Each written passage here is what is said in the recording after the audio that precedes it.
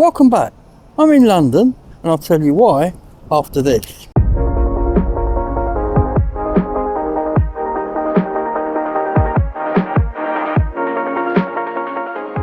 Today's video is sponsored by Heart of the Tribe Gallery, where art meets community. More about that later.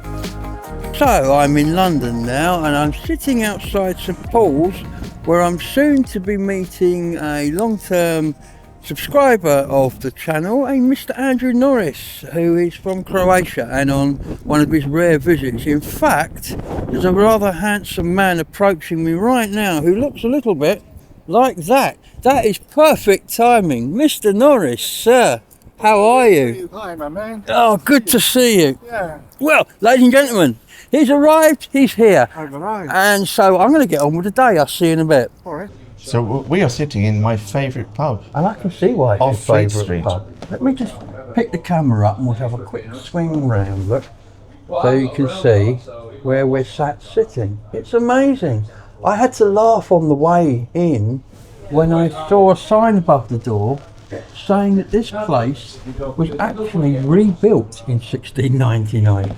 Most places hadn't even been built by them. This was being rebuilt because it was so old in 1699. I think it was actually just after the Great Fire that it was rebuilt. I could be wrong. Obviously it missed the Great Fire, didn't it? I suppose it did, although did it come up Fleet Street? The monument is not that far from here. Well, it took St Paul's Cathedral, didn't it? It did, yeah. So, how long have you been coming here? I probably about 3 or 4 years now. Whenever I come to England to meet up with my walking group in July and stay with my mother and visit friends in Lewes and in Hastings, I always come up to London really just to come here to have lunch here, although the menu at the moment is not, it has been better. And I usually go to like the basement of the basement, all the way down at the bottom, where there is a bar, but it's closed. There's a lot closed. I'm just hoping that this pub will survive, because after COVID, there's a historic pub which was across the way, which did close down, but it's wonderful to come here in the winter because there's an open fire and it's always roaring. Yeah. Yes, and it's called the Cheese. The Old Cheshire Cheese. The Old Cheshire Just off Cheese. Fleet Street. It literally is. do. You go down an alleyway. You can go down an alleyway, narrow alleyway. And like all old pubs, they don't spend very much on lighting. I've had to put my camera on a special setting, otherwise we'd be sitting in darkness. You have to imagine you're back in It's candlelit. Dickensian time Absolutely. and before. And it has that atmosphere. I wouldn't want bright lighting here. No. I mean, there is a concession with a fan on the ceiling. Although there is room in the corner for a jukebox, maybe. Or maybe a minstrel band. Maybe Lutes, harps and a hurdy-gurdies. minstrel in the gallery, that would be Yeah, good. yeah. So, I've got to ask you this because I'm jealous as hell. How did you end up living in Europe? I mean, obviously you were there before Brexit, but I mean now we can't. If I would, I would move to Europe tomorrow. I was actually looking at flats in Bruges before Brexit. I was serious about I remember going. your video from Bruges. It's a magical place, but I imagine it's pretty expensive. It is expensive, but I mean, that option is taken away now. The best I can hope for is 90 out of every 180 days. So, Yeah. no. But I first went to Croation, because I lived in Croatia in 1992, when there was a war on. The war started towards the end of 91, and I was working for the Royal Institute of British Architects, which is about construction and building. And I saw an exhibition of destroyed cultural monuments. Before that, I'd spent 3 years documenting the building of the National Gallery extension, the new Sainsbury wing. I spent 3 years painting it, filming it, photographing it from a hole in the ground to the finished building. And that was an extraordinary project. And then I saw this exhibition of destroyed cultural monuments, which was an antithesis of what I had to spend 3 years doing, and I was so shocked by that. I thought I must go to this country. So I took a note of all the people on the credit panel, and I systematically found their phone numbers, phoned them up, until I got to a woman called Jadranka Beresford Pierce, because she's from quite a noble family. She's Croatian, but her husband was Lord Henry Pierce. And she had established the International Trust for Croatian Monuments, raising money to restore a lot of this damaged cultural monuments in Croatia. And so I spoke to her and I said, "Look, I've seen your exhibition. I want to go to Croatia. I will pay for it all myself. I just need an introduction."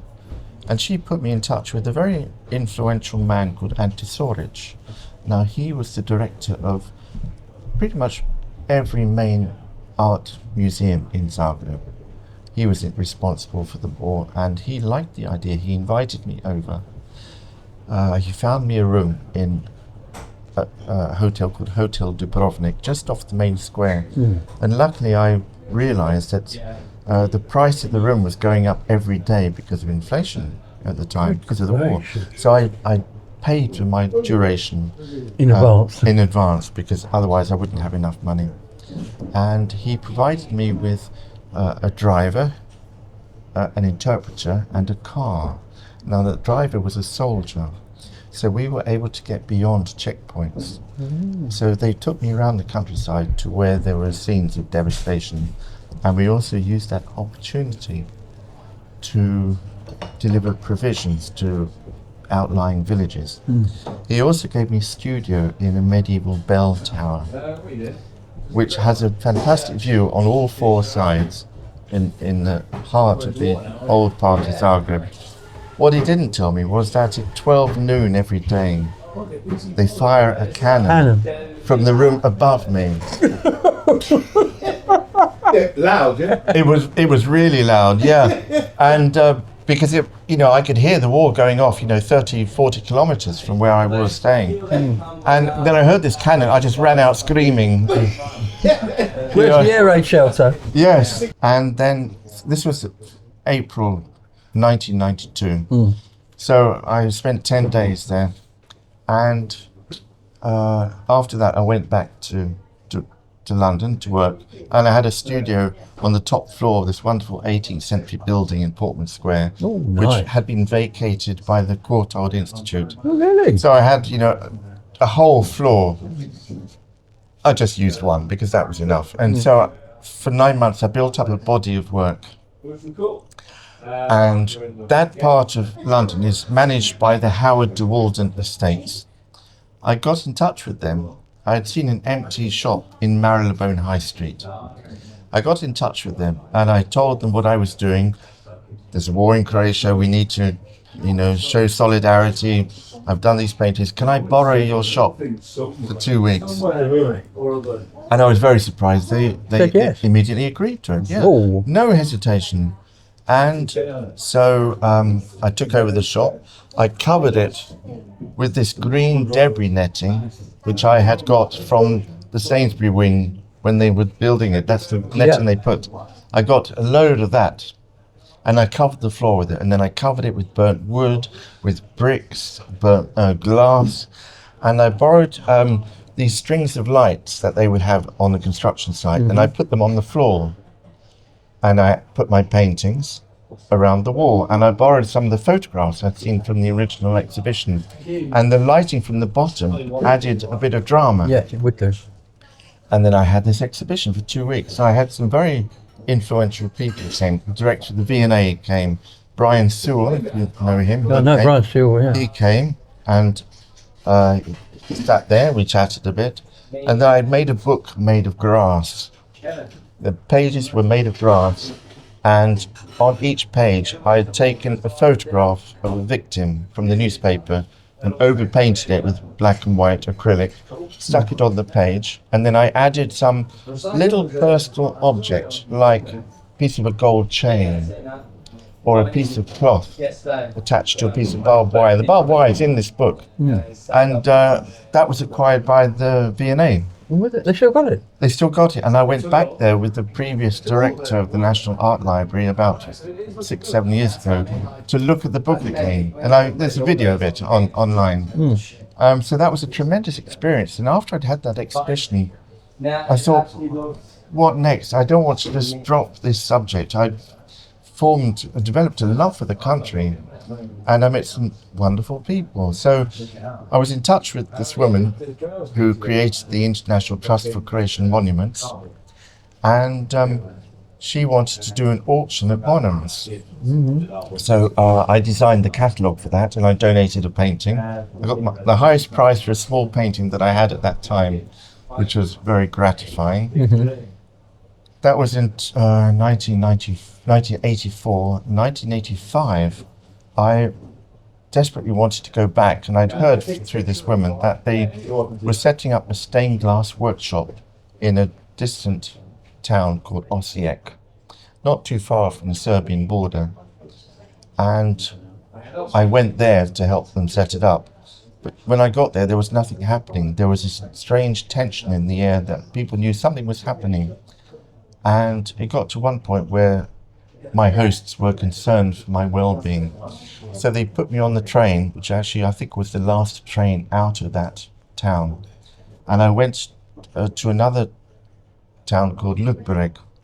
And the guy who met me at the station, he was running a centre for restoration. So I stayed with him, and we were working on Baroque altarpieces, wooden pieces, so cleaning them. And soon after I left, the Croatian forces launched 2 offensives to take back the land which was under occupation.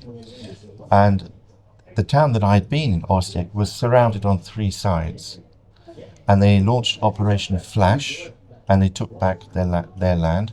And further down, nearer to the coast, there was Operation Oluja, Operation Storm. And a few days ago was the 30th anniversary, yes, last weekend. And so I was staying in this Baroque castle where we were cleaning, and the director there, he had a huge map of former Yugoslavia, and all the occupied areas were covered in tracing paper. And we would gather together, the group of us working there, we would gather together to watch the evening news. And all the bits that had been liberated, it was a very quick liberation. He tore off that part of the tracing paper which was covering the occupied areas. It was a tremendously moving time. So I've developed this great love for the country. And so I went back to England, 95. I started teaching myself the language while I was working. And I did that for 4 years. I started in 93, 94. I did it for 4 years, teaching myself.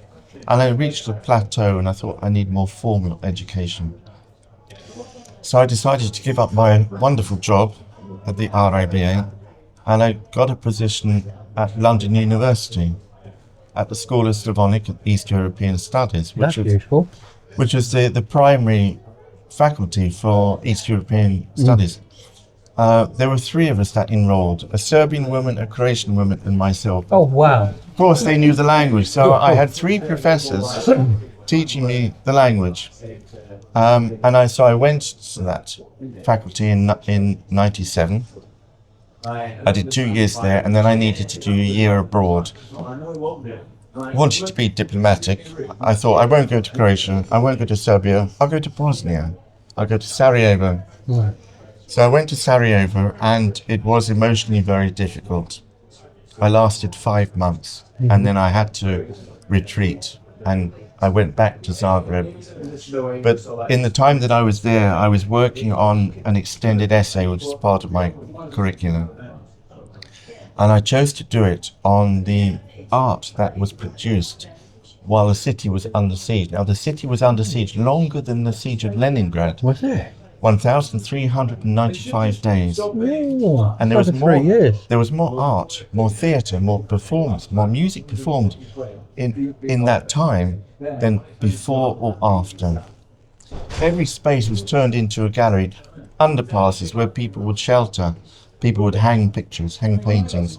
A destroyed tram was turned into a sculpture, and for that instance, the UN helped the women create this sculpture. You know, it was cathartic, it was therapeutic, and it was really, art is so necessary. that's why there are art therapists or music therapists. Being creative is a tremendous bonus for one's soul, for one's psyche, for one's ability to negotiate life. Yeah. And so when I got back to Zagreb after Saudi Arabia, I was in a bit of a mess. The reason was I'd taken some of my own issues to Sarajevo, which is a big mistake, because everybody there, I was a new person to tell their tragic stories to, and I heard some really tragic stories, but I met some really kind and generous people, especially among the Bosnian Muslims there. Some of the most kind and generous people I've ever really encountered. So I didn't go back to my faculty at the end of my third year. I stayed on for one more year, and I worked a little bit at Berlitz teaching English, and then when I went back to finish my degree, my two colleagues had finished the year before, so I was completely on my own, and I'm still in touch with one of my professors. But it was a great experience. And then after my final exam, I was not going to wait around for the ceremony for diplomas and degrees. I got a 2-1 actually. I'm very pleased with that. The day after my final exam, I packed up my flat in London and just came back to Croatia. I didn't know if I was going to stay there or go back to London. What could I do with a degree in Croatian studies in London? And then after a couple of months, I found a dog on the street. And the dog was hiding between 2 rows of shopping trolleys at my supermarket. And I was standing there looking at it, and the security guard came out with some pieces of food on a piece of cardboard. And he said, yeah, the dog's been there for a couple of days. So I went home, and I couldn't stop thinking about this dog. And I went back the next day, and I just sat. She was still there. I sat waiting. Sat waiting for her to come out. And after about an hour or so she did. So I just picked her up, carried her home. And we were together for 10 years. Oh, fantastic. And she really helped me get out of the problems that I was having. And so when I started filming this village, which I found the house with my wife, who I met after finding the dog. I always have to tell people that's the chronology of events. Love me dog. Yeah, when I started filming in the village, after a few videos, I tried to slip her in like Hitchcock did. And so I like to look back on some of those old films to see. Lucy was her name. She was a real sweetheart, yeah. But we have another dog now. She died of cancer, unfortunately. That was more recently, wasn't it? Oh, that's probably about, maybe about 10 years ago. Oh, really?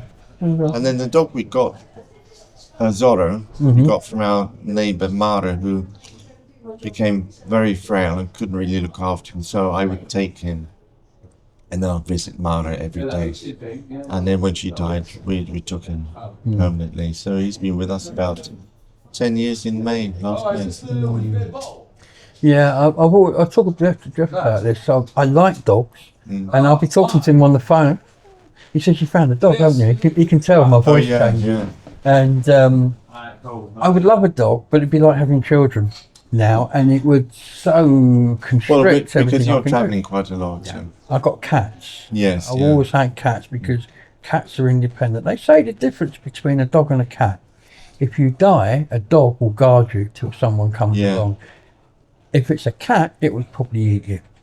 You become a source of food when you no longer move. Yeah. It's true. Yeah. They will eat you. So that's what I like about cats. Yeah. What I like about dogs is they always say that if you have children, get a dog before your child turns 13. Because when they turn 13, the only member of the family that'll be happy to see you when you come home from work will be the dog. That's true. Oh dear.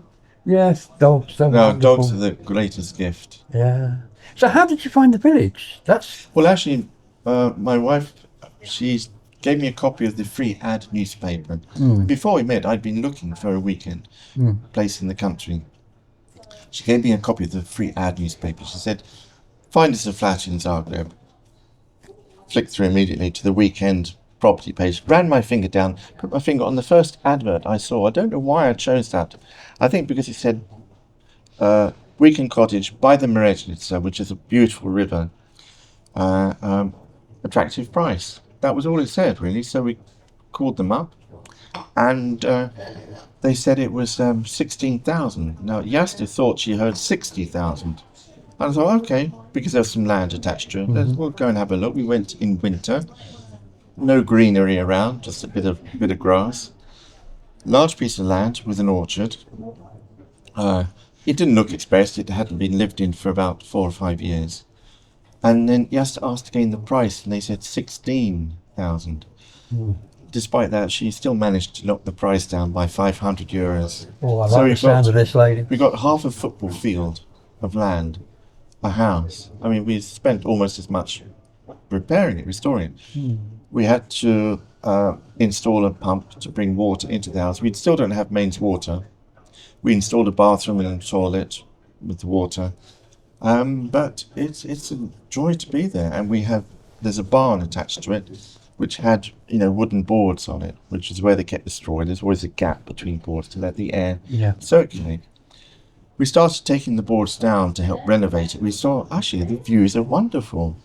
Let's not put the boards back. In, yeah. So we didn't. We concreted the floor. 1/3 of it, we put a wall around it and then space for a door. And we got these huge panes of glass. I had a friend who made the window frame, and his friend cut the glass to size, and they came and delivered it and installed it. So I have a studio there. It seems to me that everybody knows somebody who can do something in these villages. This is it, everybody knows. I mean, okay, you say everybody knows your business, but when you need something. Well, look at the frogs and the fire engine. I know, I just had to put the word out. And there they were. They didn't think, oh, this is stupid. No questions. No, we'll come and do it. We'll come and do it, yeah. That does seem very sort of doable. I mean, go-do sorts of people. I understood what the word community means since finding this place. Yeah, I bet. So, would you say you spend more time in the village, or you spend more time in the capital? Because you're a bit of an international art star as well, I have to say this, ladies and gentlemen. I'm purloining with all the top brass. Well, I'm trying to publicise my work there. I've just produced this catalogue of all the Dupont paintings, so I want to find a gallery or a space where I can show as many as I can before I then distribute them.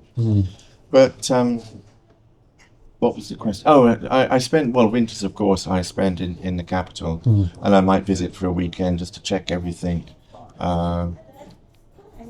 Prune some of the trees, although we planted a new orchard about 10 years ago. 3 different varieties, about 20 odd trees, still no fruit, so I'm not going to bother pruning anymore. Just let nature do what nature probably knows to do best. But in the summer, spring, summer, autumn, I'm there a lot. Yeah. So, as I said earlier on, I'm jealous because I would love to live in Europe. You obviously, have you got citizenship now? I got citizenship last year. Did you? I put it off for many years. I had permanent residency. How did you get that? Use many visits to the police, visits out the country. You get a stamp in the passport. You have to get a new passport, a new birth certificate, and evidence from the police you have no criminal record. And it was a real ordeal to go through that. There was one particular woman there who was pretty miserable. I don't think she liked me very much. I gave her no cause to not like me, but anyway, that's how she behaved. And then I was not going to go through all that with citizenship. But then last year, Yasta pushed me to do it. And although there were a few hurdles, it was a relatively easy thing to get. So I do have citizenship now. Is that easier when you've got a local wife? Well, also that I was there for that number of years. Yeah.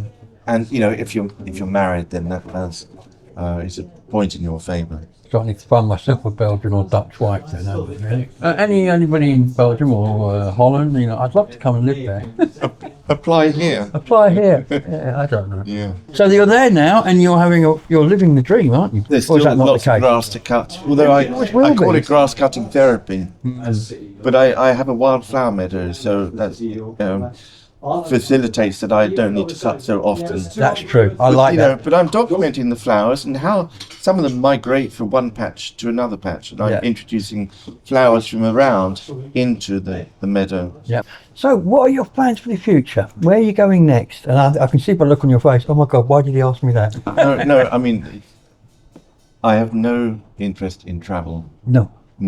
I'm happy to come to England 2 or 3 times a year, see my mother, but in Zagreb, from the capital to the weekend place, Everything you want. That's all. We have a flat on the coast, and I go once a year for about a week. That's enough. It's a lovely fishing village, fishing town. But I don't have all my paints, my equipment there. And so going back to that, your paints. What are your next projects? Because I mean, you've been really involved with the pond. Yes. With painting of the pond for how many? 5 years? Did you say? 5 years. 5 years. So that's going to leave a bit of a hole, isn't it? Well, it is, but I think the colour sensibility that I acquired with, particularly the last batch of 12 large paintings, I will transfer to my daffodil collection. Yes. I've got some pictures of daffodils which are dying, but the colours and the papery texture is really, really beautiful. So I should mention, ladies and gentlemen, this man is a bit of a daffodil expert. When he mentions daffodils like that, it's not just a plant, it's a passion, isn't it? Well, it's a passion in the collection. I'm not an expert at all. I couldn't name them all unless I referred to my notebook. But I've got about 21 different varieties, and every couple of years I like to add 1 or 2 more. How do you find them? The catalogues or walking down the road thing? I've not seen that one before. I've ordered them through catalogues, or I've seen them in garden shops. Or friends. I had a friend from America brought me 3 different varieties. Wow. Yeah, so I appreciate that. Yeah. That's good. I like the sound of that. Well, Andrew, it's been absolutely marvellous sitting here talking to you. It's a lovely environment. I could sit here and talk for hours, but I think the battery in this thing's probably going to die soon. Yeah. I'm going to call it a day on there because we're running out of space on the jolly old camera. But it's been absolutely fantastic. Well, we have a mission, don't we? We have a mission now to go and complete. But I tell you what, after today, we will be meeting up on this guy's regular visits to the country.